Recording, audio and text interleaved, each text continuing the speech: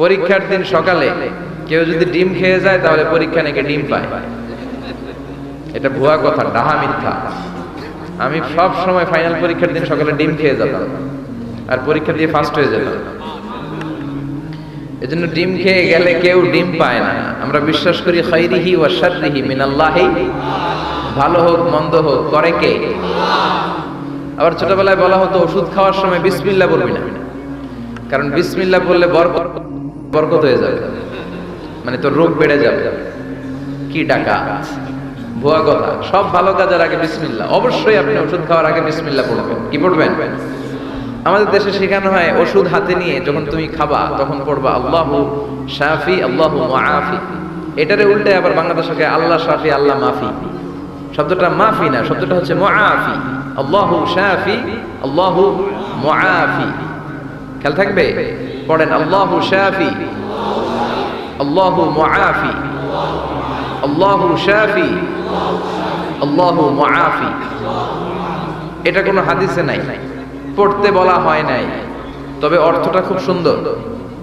আল্লাহ তিনি শিফা দান করেন, আল্লাহ রোগ থেকে মুক্তি দান করেন।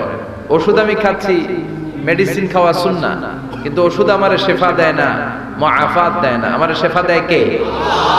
এই ঘোষণাটা, অ্যানাউন্সমেন্টটা বেশ ভালো, আপনি পড়তে পারেন, কিন্তু সুন্নাহ মনে করে না। এটা ভালো অর্থ, তাই পড়ি। আর বিসমিল্লাহ অবশ্যই পড়বেন। সব ভালো কাজের আগে কি? বিসমিল্লাহ। আল্লাহ বুঝার তৌফিক দান করুন। তো এই ডুমুর ফল খেয়েছেন কখনো? খান নাই? শিকার করে হয়? গাছ আছে শিকার করে? নাই না? আছে? ছোটবেলা আমরা শুনতাম ডুমুর ফল খেলে নাকি মানুষ পাগল হয়ে যায়। আপনারা শুনছেন? এরকম অনেক আজে বাজে কথা কিন্তু আমরা ছোটবেলা শুনেছি, যেগুলোর ভিত্তি নাই। এই যে এগুলো ভুয়া কথা, মাশহুর, এগুলোকে বলে মাশহুরুন বাইনা আলসিনাতিন নাস, মানুষের ঠোঁটে ঠোঁটে মুখে মুখে প্রচলিত, কোনো ভিত্তি নাই। এরপরে ছোটবেলা শুনতাম জট কলা খাওয়া যাবে না, মানে খেলে নাকি 2 বাচ্চা হয়। যমজ বাচ্চা নাকি হয়, একসাথে 2 বাচ্চা বলে না?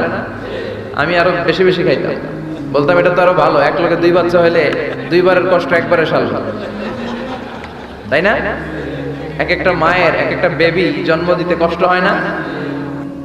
আমাদের সমাজে এরকম অনেক ধরনের কুসংস্কার। 2 কলা খেলে 2 বাচ্চা হয়, তাই না? আসলে কি কথাটা ঠিক?